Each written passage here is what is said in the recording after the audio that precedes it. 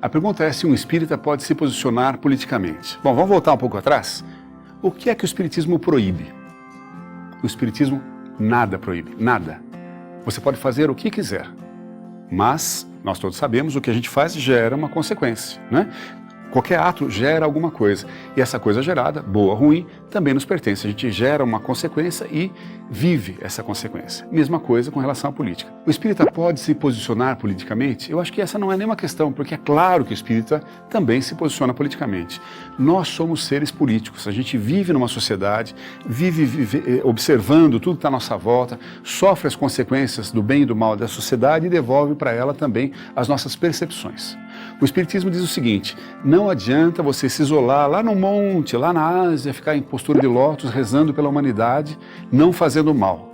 Isso não basta. Nós encarnamos para viver aqui o frenesi, a dificuldade do dia a dia. Seja em São Paulo, Curitiba, Porto Alegre, numa pequena cidade qualquer, nós estamos aqui para viver as dificuldades da vida como encarnado. Parte dessa dificuldade são as questões políticas. Então sim, o espírita, como qualquer outra pessoa, também tem sim a sua visão política. Agora, isso que é importante notar. Nós temos visões políticas, nós temos opiniões políticas. Opinião, por definição, é pessoal. Não é que eu tenho minha opinião, a opinião já é pessoal. Então, a opinião política, cada espírita pode ter a sua e zero problema. O problema não está aí. O problema está em comunicar essa opinião política como uma verdade absoluta para todos. Pior ainda, quando líderes espíritas falam em nome do espiritismo colocando uma visão política. Isso é absolutamente inadequado.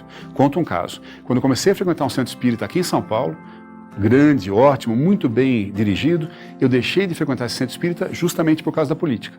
Determinada hora, nós todos estávamos lá acalmando para a reunião que ia acontecer, o presidente do centro pede a palavra e começa a falar super mal de uma pessoa que estava naquele momento dirigindo a cidade de São Paulo, um executivo aqui em São Paulo. E eu não gostei disso, e começou a falar sobre política e dando o nosso voto, nós espíritas votaremos o nosso colega de doutrina fulano de tal.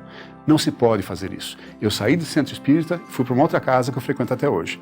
E nessa casa a gente tem o maior cuidado de não abordar temas que sejam polêmicos. A sua visão política é diferente da minha, e eu tenho que respeitar a sua, assim como quero que você respeite a minha. Então, no ambiente espírita, trata-se de espiritismo.